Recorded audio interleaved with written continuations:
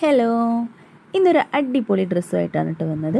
അതിപ്പോൾ നിങ്ങൾ ഒറ്റയ്ക്ക് വിചാരിച്ചാൽ മതി, നമ്മളും കൂടെ വിചാരിക്കണ്ടേ അടിപൊളിയാണോ അല്ലേ എന്ന് വിചാരിക്കണ്ട. സംഭവം പൊളിയാണ്, ഈസിയുമാണ്. ഇതൊരു മാക്സി ബിറ്റാണ് കേട്ടോ.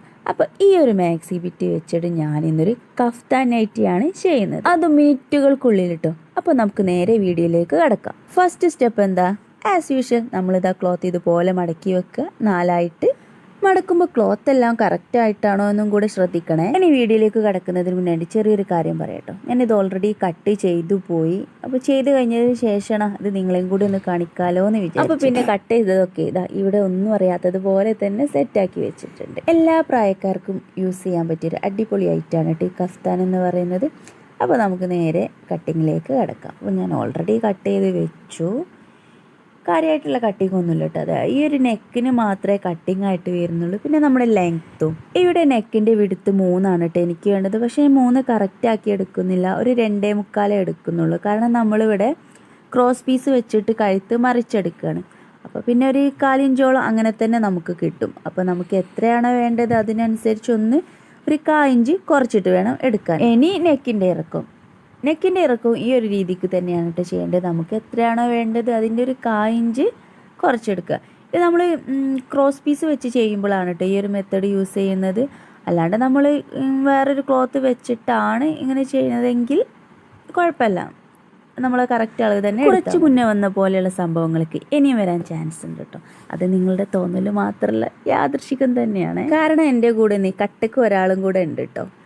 ഇവിടെ ഫ്രണ്ട് നെക്ക് ഞാൻ എടുത്തത് 5ഉം അതുപോലെ ബാക്ക് നെക്ക് എടുത്തത് 3ഉമാണ് കേട്ടോ. അപ്പം ആ 5ൽ നിന്നും 3ൽ നിന്നൊക്കെ ഞാൻ കുറച്ചൊരു 1/4 ഭാഗം കുറച്ചിട്ടാണ് ഇങ്ങനെ കട്ട് ചെയ്തെടുത്തത്. പിന്നെ ഇതിൻ്റെ സെൻറ്റർ ഒന്ന് കണ്ടുപിടിച്ചിട്ട് ഞാനിവിടെ ചെറുതായിട്ടൊന്നൊരു ഷിബും കൂടെ കൊടുക്കുന്നുണ്ട് കേട്ടോ. അത് നിങ്ങൾക്ക് ചോയ്സാണ്, നിങ്ങൾക്ക് വേണമെങ്കിൽ ഷിബ് വെക്കാം, അല്ലാണ്ടെങ്കിൽ നമുക്ക് പ്ലെയിൻ ആക്കി വെക്കുകയും ചെയ്യട്ടോ. എങ്ങനെയായാലും കുഴപ്പമില്ല. മൊത്തത്തിൽ 2 സ്റ്റിച്ചും 2 വെട്ട് അതിനുള്ളൂ കേട്ടോ. അപ്പോൾ നമ്മുടെ വെട്ട് കഴിഞ്ഞ് നമുക്ക് സ്റ്റിച്ചിങ്ങിലേക്കുള്ള പരിപാടി നോക്കാം. ഈ ഒരു ഓപ്പൺ ഭാഗത്തായിട്ടാണ് കേട്ടോ നമ്മുടെ സ്ലീവ് അടയാളപ്പെടുത്തി കൊടുക്കേണ്ടത്. അപ്പോൾ താഴേക്ക് ഞാനിതാ ഇവിടെ എടുക്കുന്നത് 7ആണ്. ഈ 7 എന്ന അളവ് ഒരു പാകമായിട്ടുള്ള അളവാണ് കേട്ടോ. ഇനി കുറച്ചൊരു ലൂസ് വേണമെന്നുണ്ടെങ്കിൽ നമുക്ക് 8 ആക്കി കൊടുക്കാം. ഈ ഒരു ഡ്രസ്സിൻ്റെ ഹൈലൈറ്റ് എന്ന് പറയുന്നത് ഇതിൻ്റെ ചിറകാണ് കേട്ടോ. അപ്പോൾ നമുക്കിതിൻ്റെ ചിറകൊന്ന് അടയാളപ്പെടുത്തി കൊടുക്കുക. ഇതിൻ്റെ കറക്റ്റായിട്ട് എന്താ പറയുക എനിക്കറിയില്ല, അതുകൊണ്ടാണ് ചിറക് എന്ന് പറയുന്നത്. കാരണം ചിറകിനോണ്ടൊരു സാമ്യമുണ്ട്. അപ്പോൾ നമുക്കിതുപോലെ 3ഓ 4ഓ ഒരു 4 മതി, നമുക്ക് അടയാളപ്പെടുത്തി കൊടുക്കാം കേട്ടോ.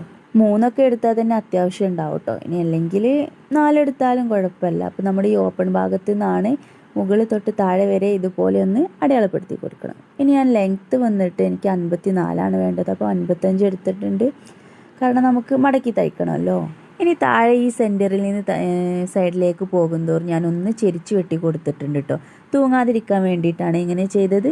ഇവിടെ ഇതാ സൈഡ് ഫുള്ളായിട്ട് ഞാൻ മാർക്ക് ചെയ്ത് വെച്ചിട്ടുണ്ട് കേട്ടോ സ്റ്റിച്ച് ചെയ്യാൻ വേണ്ടിയിട്ട്. ഇത് നല്ല വശത്താണ് കേട്ടോ മാർക്ക് ചെയ്ത് കൊടുക്കേണ്ടത്, കാരണം നമ്മുടെ സ്റ്റിച്ച് വരുന്നത് ഈ നല്ല വശത്താണ്. നല്ല നമുക്ക് ഈ പറഞ്ഞ് ചിറക് കിട്ടും. ഇനി ഇതാ താഴെ നിന്ന് മുകളിലേക്ക് ഞാനൊന്ന് 9 അടയാളപ്പെടുത്തി കൊടുക്കുന്നുണ്ട് കേട്ടോ. അതായത് നമുക്ക് 54ആണല്ലോ വേണ്ടത്, അപ്പോൾ 45 വരെ നമുക്ക് മതി.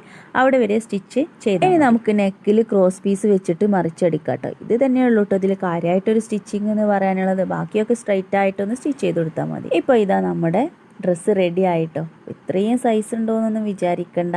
ഇത് നമുക്ക് ഇങ്ങനെയൊന്ന് വലിച്ചാൽ നമുക്ക് അഡ്ജസ്റ്റ് ആയി കിട്ടും. ഇവിടെ പട്ട വെക്കുന്നതൊക്കെ ഞാൻ റെക്കോർഡ് ചെയ്തിരുന്നു കേട്ടോ. പക്ഷേ അത് എന്തോ സാങ്കേതിക തകരാറ് മൂലം റെക്കോർഡായില്ല.